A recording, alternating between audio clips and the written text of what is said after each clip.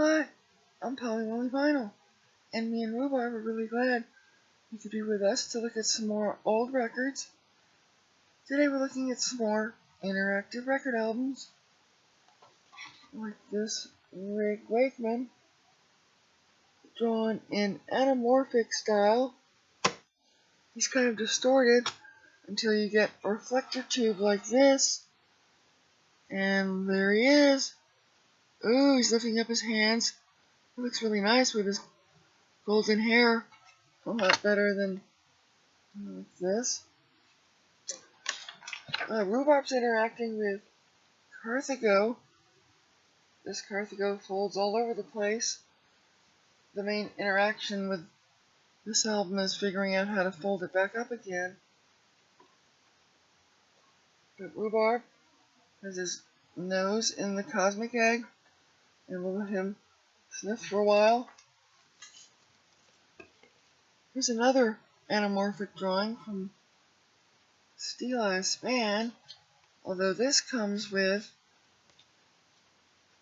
a viewer you pull out, and I won't be able to demonstrate it in PolyView, but if you ever see this, you'll be able to look at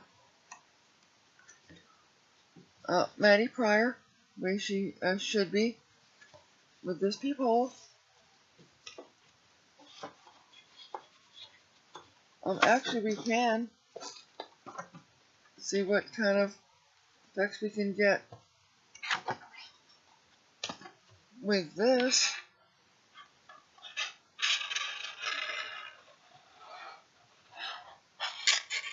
This distorts their faces even more. Anyway,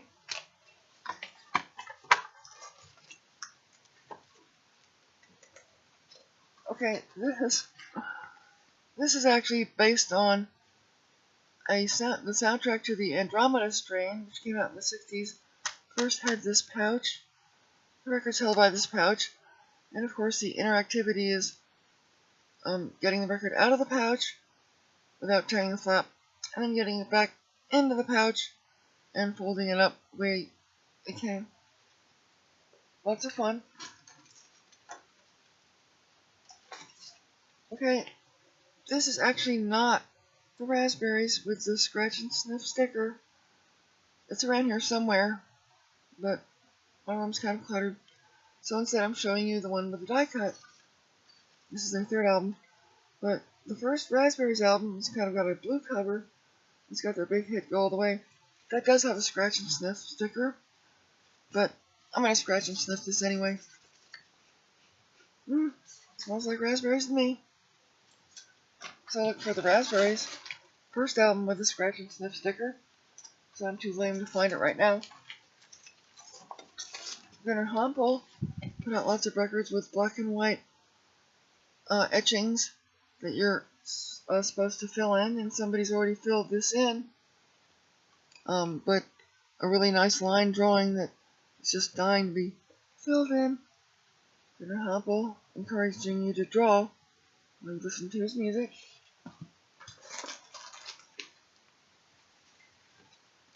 This is a record that came out in 1967, and I feel it's a very sincere attempt, actually, to get you to have a party with your friends and explore psychedelic behavior, like turn on your TV and make the image jump in time to the music by turning the vertical knob all the way to the left or right. And now point the kaleidoscope at the TV screen. This is a guaranteed trip. It also encourages you to wear mismatched clothes and to get pieces of colored paper, glue them to pieces of tin foil, and fold. So, advice on how to be psychedelic. I found this in the used bin. I don't know if it comes with a toy, or if you're just supposed to imagine a toy, or if the record is the toy. You could probably use this as a frisbee or something, but maybe there was a toy. just imagining what kind of toy would come with this sort of record is sort of interactive enough. This fellow here, Todd Rundgren, put out a record in 1973 with some inserts. One of them is a poem by Patti Smith before she was even famous, 1973. But then there was this postcard, say, send in your name and address, and I'll put your name on a poster on the next record. And he did. Many people sent in their names to get on this poster here. It's a huge poster. I'm not going to unfold it all, but tons of names. It's made up of all sorts of names, so that's pretty cool. Way to interact with your fans. Okay, I'm going to show you this anyway, even though you've probably seen it. This is the Velvet Underground with a sticker. This is what happens when you peel the sticker. What else we got here? Okay. Every time I look at this, I interact with it because I wonder, how did they do this? And how am I ever going to open it and get it back? I have heard this. It's a wonderful recording of birds, voices, and electronics. Somebody had it on their Tumblr. I'm sure it's on the internet somewhere now. But there really is a record in this cage. And someday I will get some pliers and figure out how to get it out and then maybe put it back in again.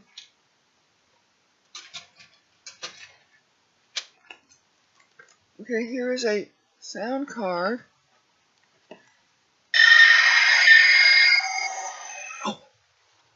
Oh my god, okay. Well, this comes with the Nurse with Flawed Existence.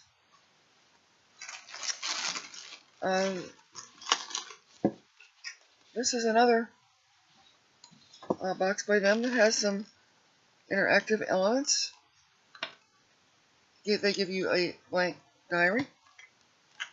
They give you this in case you can talk somebody into sewing it onto your garment. And then, of course, the ever-popular maze game. Thank you, Nurse Spoon. This sort of a conceptual art piece here by Yeast Culture.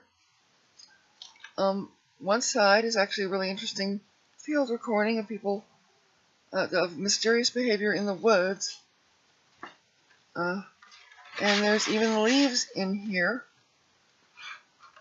So if you're not careful, or even if you are, you can feel leaves. I mean, they might fall out if you're not careful. You can reach your hand in and feel the leaves, or just play with the leaves. Incidentally, one side of this is forward. The other side, I believe, is backwards and out of phase. So, if you were to play two copies of this, one forward, the other backwards, and going out of phase, I mean, it would be, I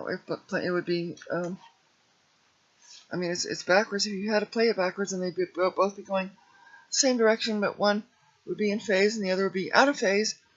So if you had a speaker over there in phase and a speaker over there out of phase, at some point in the middle, they might cancel each other out. Could happen. Okay, and now I just thought I'd show you. This is probably the most, the all-time heavyweight champion of interactive records. Most of the time when you see it, it looks like this. Every now and then you'll see it, and there's a V over there, a V by Ringo's sweater. I don't know if you can see it, but there's a V, just barely visible by Ringo's sweater, and that means that there's this, well, I'll take it out, underneath, that's right, and this world is filled with hundreds of thousands of covered up butchers that many people have found. Many are still out there waiting to be found. You go around looking for Ringo's V, maybe you'll find one eventually, and then you have the choice of either looking at it or trying to peel it. This was a relatively good peel job. Every peel job is different. Every peeled butcher is a completely unique work of art. Many don't turn out so good. Many are all streaky. Some people just give up and just peel a corner and then decide, never mind. So when you find one, you can decide whether or not you wish to interact with it by peeling it or just looking at it. And there's many different ways to try to peel it. Many people suggest different solvents, saliva. I think probably just misting it with Gravy Train and having a Basset Hound go to work on it would be the best way to remove the covered slick off the butcher. Okay, that's about it for now. Now we've got to figure out how to pull Rhubarb's nose out of the Corsica record and fold it up. It's going all over the place, you can't quite see it. Anyway, I'm Polly Wolly Vinyl with Rhubarb, and we hope we see you again where the wild records are.